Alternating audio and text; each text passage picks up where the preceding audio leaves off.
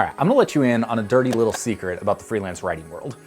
You know all those big prestigious brands, the ones you probably wanna write for? Often, they don't pay very well. They don't pay very well at all. And most new freelance writers, those are the people they go trying to chase, and then they get frustrated because they're like, well, I can't even get these jobs, and when I do, they're not paying me enough to pay my rent. In today's video, we're talking about pay jobs versus prestige jobs, which is a concept that most new freelancers and even seasoned freelancers don't put enough thought into, because you have to have both of these types of jobs in order to build a successful freelance writing career. But what ratio should you go for, and which are the jobs that you should be pursuing most heavily? We're going to talk about this today because this can completely change your approach when it comes to trying to get freelance writing work. Ready? Let's do it.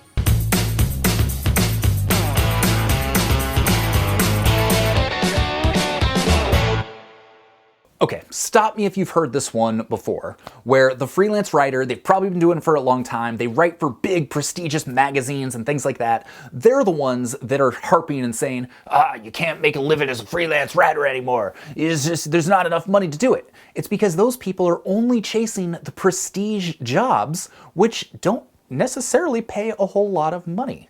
So what is a prestige job? A prestige job is working for that resume boosting company, or more so, that ego boosting company. So generally, these are the types of companies where if you've got a portfolio, these are the names you want to highlight. You know, as seen on or as worked with, and you can put Forbes and Inc. and Fast Company and Nike and Adidas, like all whatever big companies you've worked for. Those are the prestige jobs. But often those don't pay, and they're going to be a lot harder for you to get as a new freelancer. A pay job, on the other hand, those are the ones that pay you a ton of money.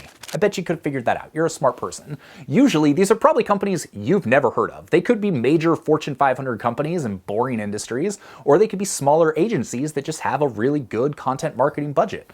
But these pay jobs, those are going to make up the bread and butter of your freelance portfolio.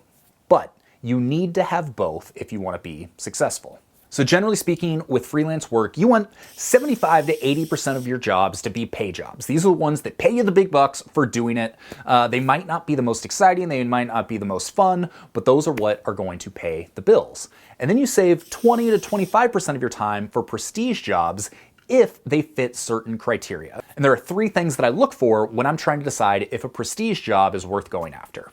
The first is it a client with a good name that's gonna help me get other jobs? You know, the ones where you like put it on your portfolio and that new client comes in and says, oh, they've worked with them? Then yeah, we totally wanna hire them. So the second thing I look for when I'm considering a prestige job that may not pay as much is if it's in a niche that I wanna get in, that I need more portfolio pieces in. So if this is an opportunity to build up that body of work, prove my expertise in a certain industry, that can be a great opportunity to do so. And finally, the third thing is, can I do the work quickly and still hit a high hourly rate?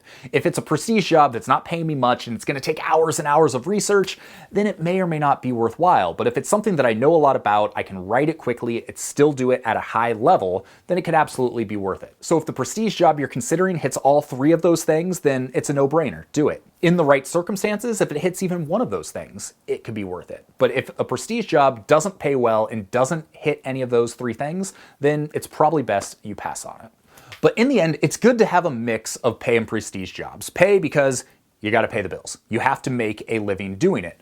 Prestige because it might not matter to you. You may not have an ego about those things, but it will matter to those future clients that need that social proof. They need to know that you've worked with big brands or names that they've heard of. That's gonna make it that much easier for them to want to hire you. Just remember, there's no real hard and fast rules here. You know, with each job, you need to look at what it is, the benefits that it provides, and decide if it's the right fit for you.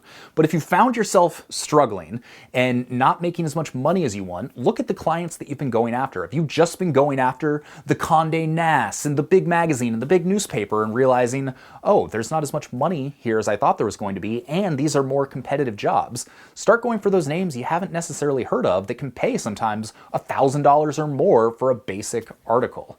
So Pay versus prestige. Put a little thought into where your business is at currently. And if you're just getting started, be very deliberate about those prestige jobs that you go after so that they will hopefully get you more of the pay jobs down the line in the industry you decide to work in.